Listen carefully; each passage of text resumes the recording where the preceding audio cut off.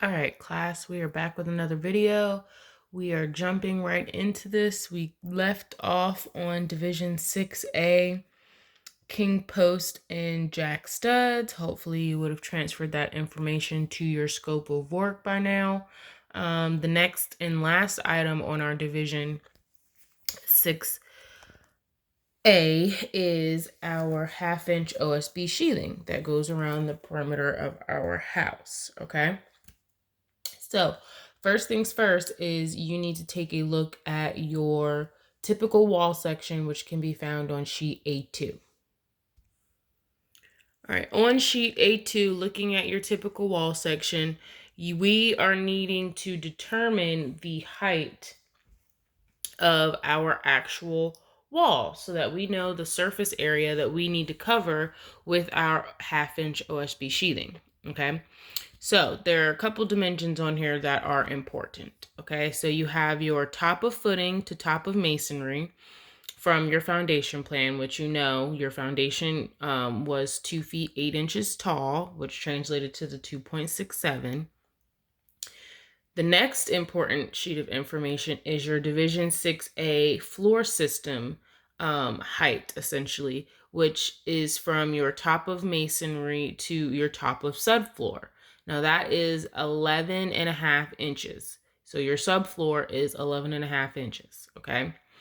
The next dimension that is important is from your top of subfloor to your top of top plate, okay? And that is the 9 feet 1 1/2 inches. Okay, so as we know from our math quizzes and from the beginning of our project, we need to convert these inches to decimal feet in order to solve for our problem.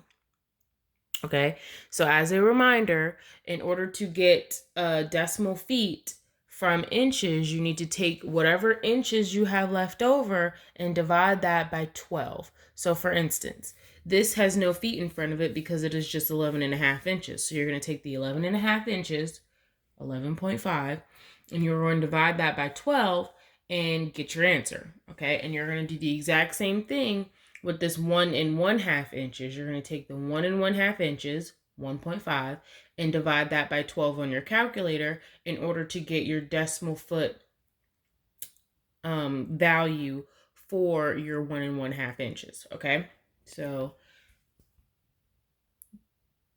this is where you're going to find this information on sheet A2.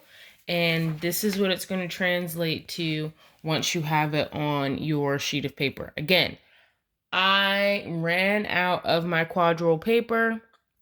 I will be going to go get it before we start Division 6B. I just wanted to take the time to at least get all this information to you. That way there is nothing hindering your progress.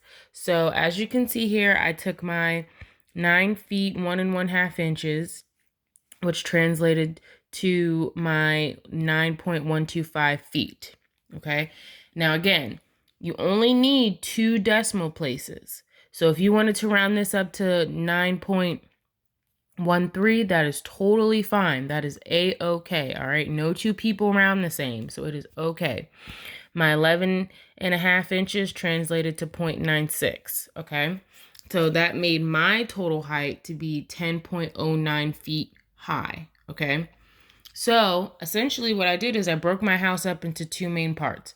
My rectangle portion and my triangle portion. So for my rectangle portion, I just added up all the sides of my house. So 26 feet across the back, 26 feet across the front, and then 48 feet along the side and 48 feet along the side.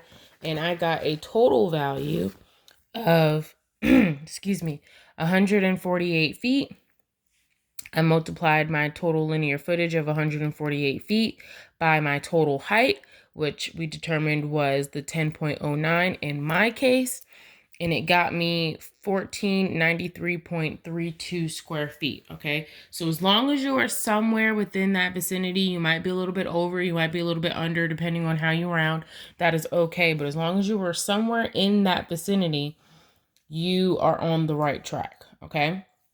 The second portion of this equation is figuring out your main house triangle. Okay, so essentially your gable end of your house. And I'm trying to see if I have a proper picture of it. Let's see.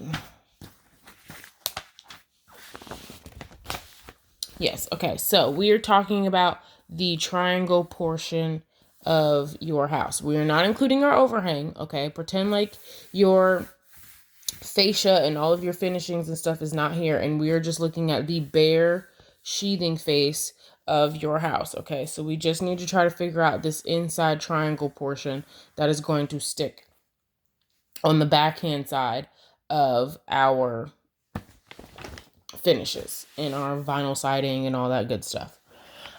So with that being said, I took question number 6 from our math quiz, kind of literal. Okay, this is why we had to figure out your math skills in the very beginning of the semester, because a lot of those equations from your math quiz are coming back into play on your final project and in your practice project that you did in the beginning of the semester.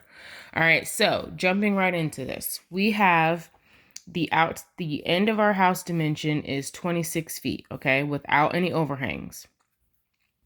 We know that our pitch, according to our typical wall section, is a 512, okay, is a 512 pitch, or slope in this case. You want to set up your ratio with rise over rise, which in this case it would be X, and your run over run, okay? So if you take your 26 feet and you divide it by 2, you get a total length of 13 feet. At that point, you want to cross multiply your equation. So you would do 13 feet times 5 feet, and you would get 65 feet. Then you would divide it by the 12 feet, and you would get 5.42 feet as your total height for your gable end, okay?